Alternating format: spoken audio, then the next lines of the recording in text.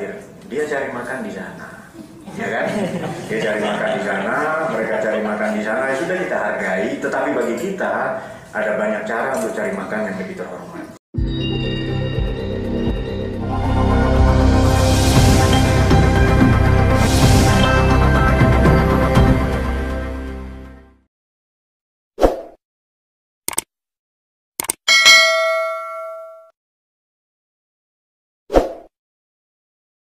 Jadi begini, perkawinan adalah disiplinisasi seks. Nah, secara gampang begitu, supaya nggak liar, nggak galak-galak gitu. Saya sampai sekarang sungguh-sungguh nggak ngerti seks, makanya saya cari terus. Saya cari terus di malam-malam yang dingin, di musim-musim saya cari terus.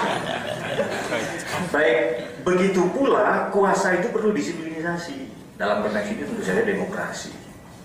Makanya demokrasi nggak pernah bisa bersahabat dengan gerakan populis tadi itu. Ya bukan sahabat yang baik. Kalau dipaksakan jadi pernikahan yang tidak bahagia. Banyak umbar nafsu, gejolak-gejolak, banyak perselingkuhan di satu sisi maupun kegalauan-kegalauan di sisi lain. Anehnya, baik negara maupun agama, juga orang, oknum atau manusia, subjek yang mengendalikan keduanya berada di bawah agama, berada di bawah negara, di bawah konstitusi atau demokrasi. Oleh karena itu, saya kira supaya langsung diskusi saja lah ya.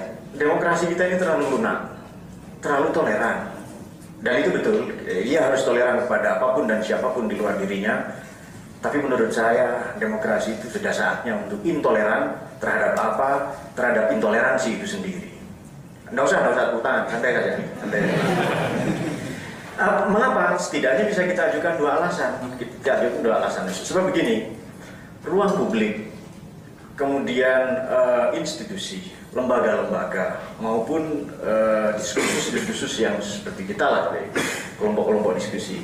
Kita ini masyarakat Indonesia ini sudah lelah dengan politik-politik elektoral. Makanya gerakan populis tadi korbannya, sasaran empuknya, mangsanya ya politik elektoral. Begitu ada suksesi kekuasaan, nalar kritis lemah.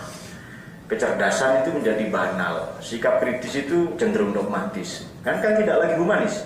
Ciri humanisme adalah kita berangkat dari kesadaran dogmatis menuju kesadaran kritis, harusnya itu. Tapi tidak, sekarang bergeser dibalik itu. Makanya dagangan yang laris itu dagangan ayat, kitab suci, macam-macam itu. Tapi tiba-tiba kita dikagetkan dengan politisasi akal sehat.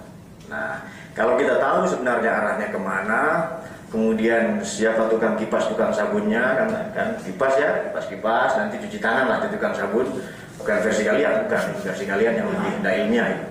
Nah, ini membuktikan, tadi ada dua ya, kemudian satu lagi bahwa gerakan-gerakan semacam ini, seperti katakan Romo Valen tadi, atau Gus Bayar, ini bukan para akademisi tidak. Saya memang sudah baca itu, tidak ada karya filsafatnya, saya cari.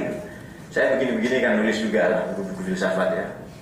Di kampus Ibnu Rebit ya, di rumah filsafat ya. Nah, saya menguji beberapa pernyataannya yang tersebar di medsos itu sama sekali tidak merepresentasikan apa itu filsafat atau apa. Intinya ia justru kalau bahasanya Gus Fayat ya pseudo filsafat. Dengan demikian melawan mereka, saya kira langkah yang pertama dengan tidak menjadi seperti mereka. Sulit dipahami ya, ilmuwan begini bahasanya memang. Melawan mereka adalah dengan tidak menjadi seperti mereka. Nah, di sisi lain kelompok-kelompok diskusi ini ya, harus terus digalakkan. Apa sebab?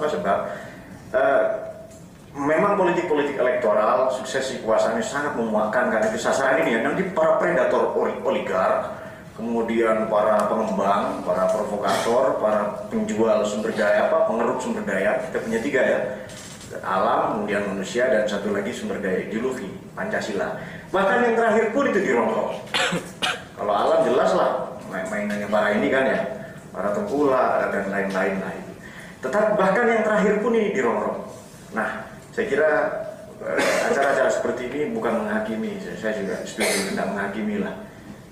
Filosofi bijaksana, tidak menghakimi mereka, biarin saja. Saya memaklumi begini, ini sebagai pernyataan yang terakhir, dia cari makan di sana. ya kan?